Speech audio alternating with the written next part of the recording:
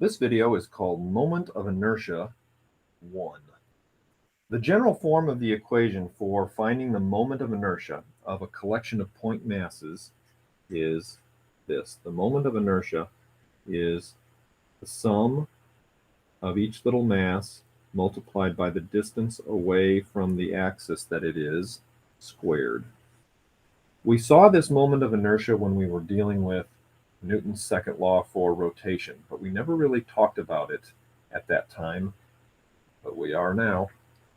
Ri is the distance that this little bit of mass is from the rotational axis.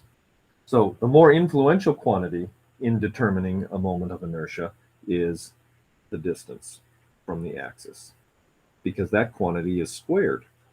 The mass quantity is just to the first power. We might say that the distance from the axis wears the pants, if you will.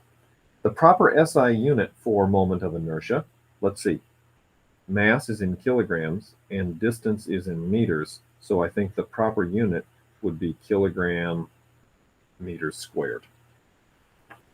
So here we have 4 point masses, 1, 3, 5, and 7 kilograms, and we have 3 imaginary axes that I've labeled in different ways. We have the solid line, we have the dashed line, we have the dotted line.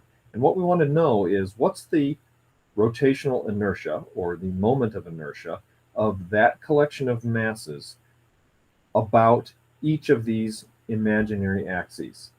And I've listed those over here on the left. Let's do first the dashed axis, which I've labeled with a couple of dollar signs.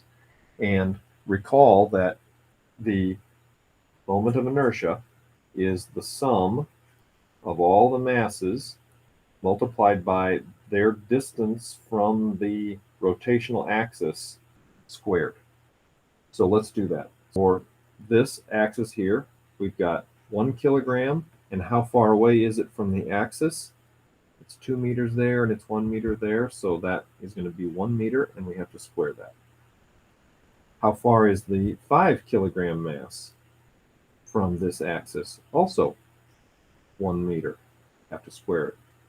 And then over here, 3 kilograms, 1 meter away, 7 kilograms, 1 meter away. Just like that. And we add those up. And when you do, you get 16. 16, and what did we say the unit was? Kilogram meter squared.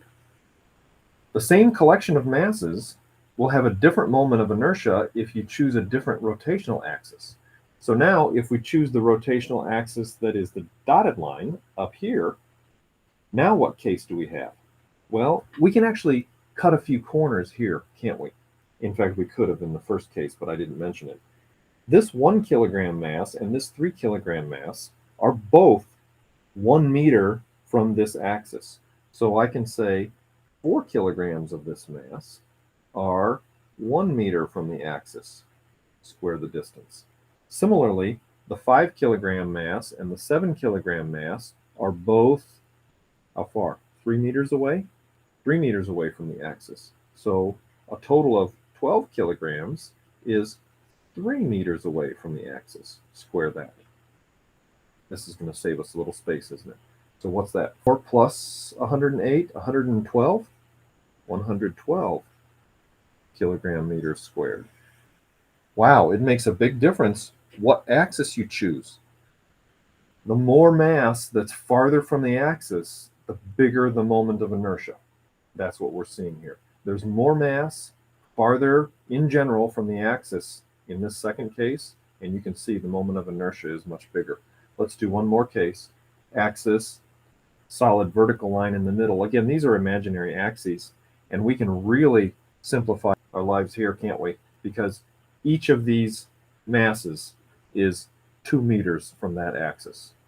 So there is a total of 16 kilograms of mass. You could write them out separately if you wanted, but since all of the masses are the same distance away, we can say 16 kilograms multiplied by r, don't forget to square it, and what does that give us? 16 times 4 is 64. kilogram meter squared. Incidentally, these masses don't have to be rotating to find the moment of inertia. All we need is where's the mass and how far is it from the axis that we are talking about.